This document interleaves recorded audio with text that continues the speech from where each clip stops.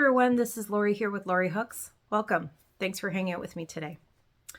So today is a Yarny Catchup. It's been a couple weeks since I've been on here and I've been putting off coming on because I really didn't have a lot of yarny things to talk about. But let's talk about what I have been up to and yeah. So I have a finished object that I no longer have, and a sort of finished object, as well as a couple works in progress. I'm just going to show you one of them. I have been working on more than one, but we'll just show the one because one's really not exciting. So let's get started. So it's been a couple weeks. I haven't been on here since before Easter. So in my last video, I did show this. I had started it, and now it's done, but it's no longer here. So I was itching to make something for Easter. And if you've been watching for a bit, I've been working on the gnomes that the Passionate Crafter has been releasing gnomes for her gnome along for this year. And she's been releasing at least one gnome every month. Several months she's had more than one. And she had not released an Easter gnome. So I wanted to get started on something, and so I got on Etsy and started looking around and found this gnome. This is what hers looks like. So I purchased this pattern, and once I got the pattern downloaded, I remembered that Mufficorn's gnomes are made different than how I like to do it. And some people might love this, but I just don't. Her gnomes are worked from the tip of the hat down as one piece. So if you prefer the no-sew, it's probably great that way.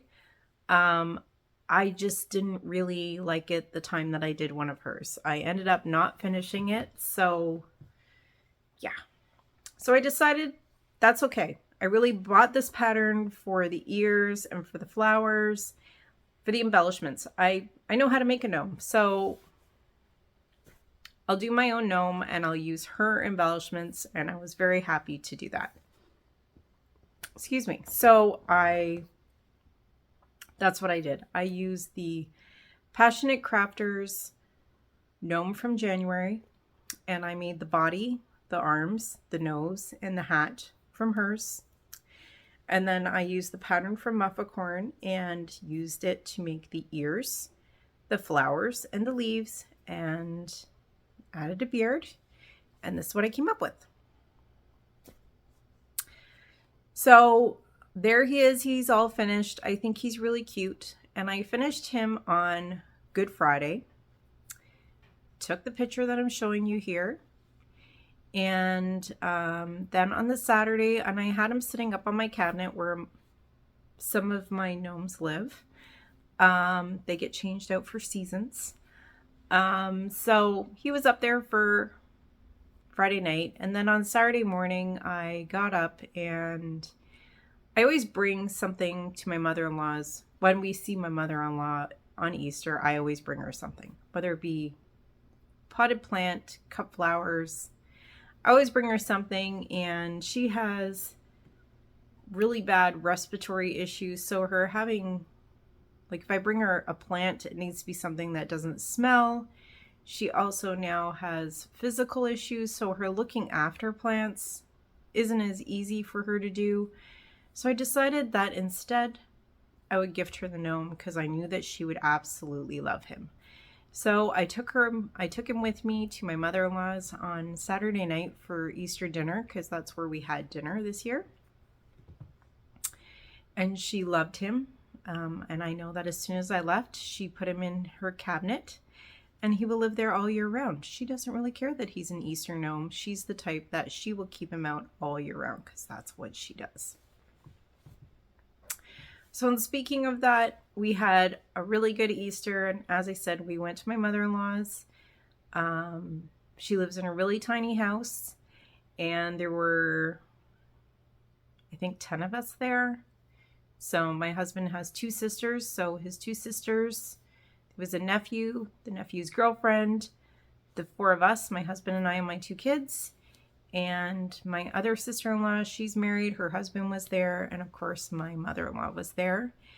And we had a good time. And the reason why we have had Easter in my mother-in-law's tiny house was because her house is set up for her. She can't go upstairs, and unfortunately in our house, our washroom is upstairs. It's 2 steps, one of them a really high step to get into our house, and then in order to use the washroom you have to go up you either have to go up or down a full flight of stairs, because we don't have a washroom on the main floor.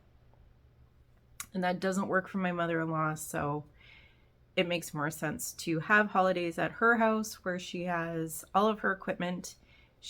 Her house is the same that her washroom is upstairs, but she has a stair lift to get herself up there, so it's all good. And you know what? It's cozy and fun to be 10 people in a little tiny house together. It's very cozy, and we had a fun time with our visit. So that was Easter. I hope you guys had a great Easter too. The rest of the weekend, we just kind of relaxed. Didn't do much of anything at all. So on the Sunday, what I worked on was this. And I started it on Sunday morning, and I finished it before I went to bed. And this is a mosaic square from... pattern maker is Tina, and I'm not going to even attempt to pronounce her last name. She's well known for her mosaics, and this is from the Amma cowl.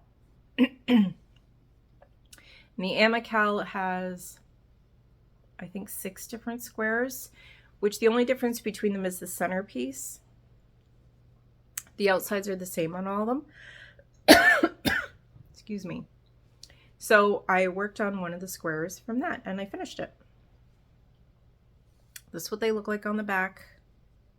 And I'm not very good at carrying my yarn, so we're not going to look at that because my backs don't look very nice, but the fronts are very pretty. So I don't remember what the name of this square is, but I finished the one square, and yeah, I need a drink.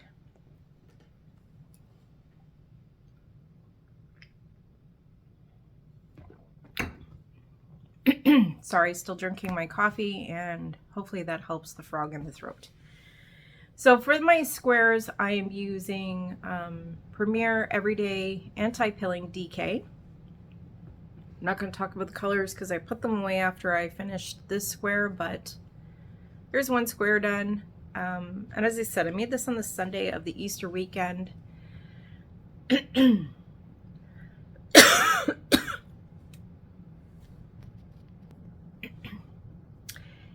So these are the squares from the Amma cowl.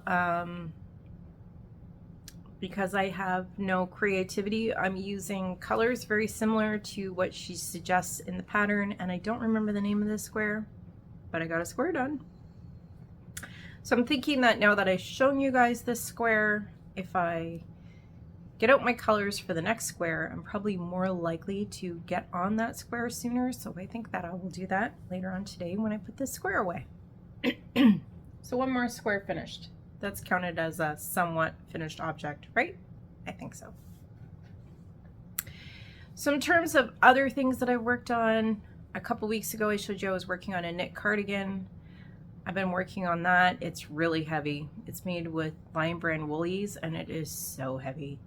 I think I'm going to really like it when it's done because it's really heavy, but it's a lot of work, and let's just say knitting takes forever.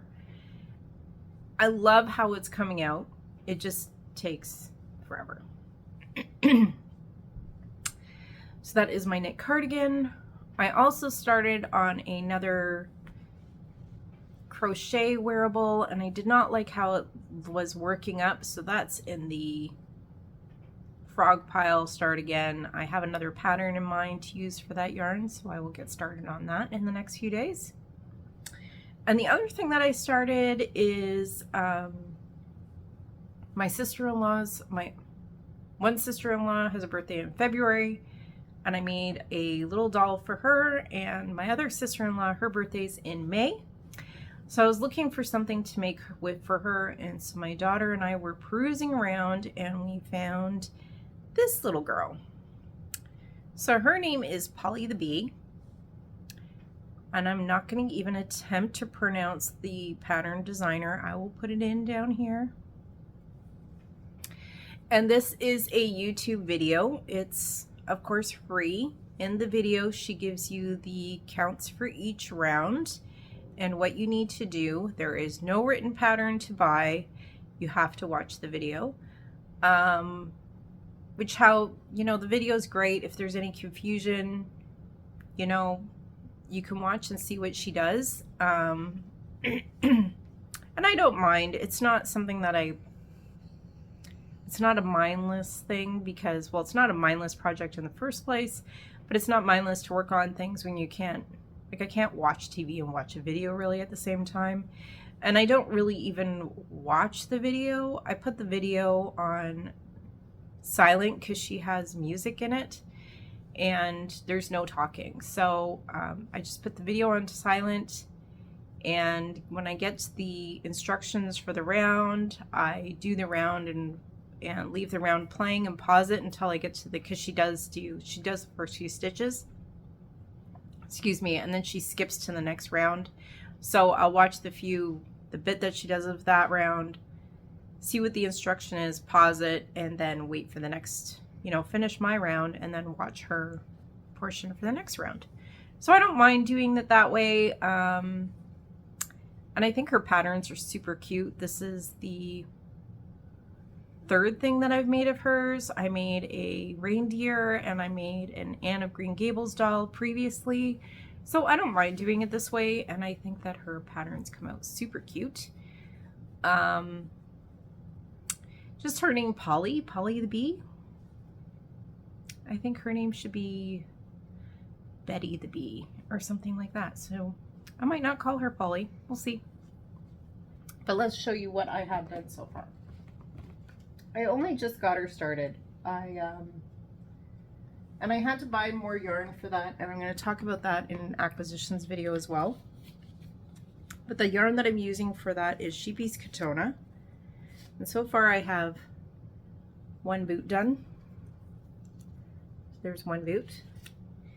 And I have another boot done, and I just started on the leg. And that's all I've done so far.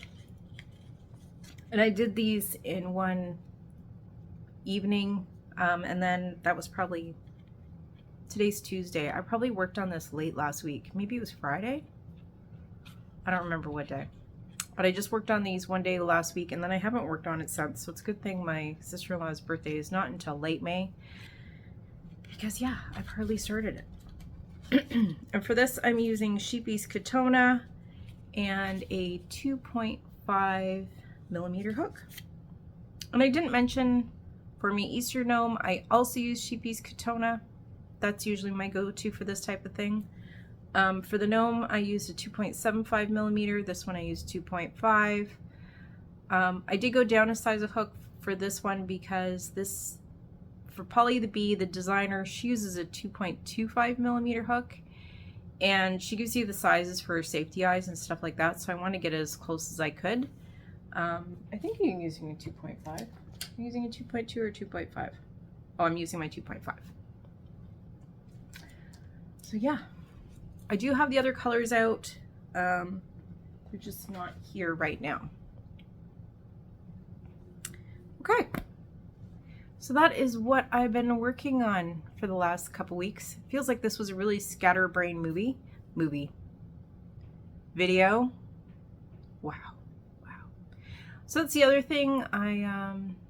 Last weekend I didn't get much crochet time in.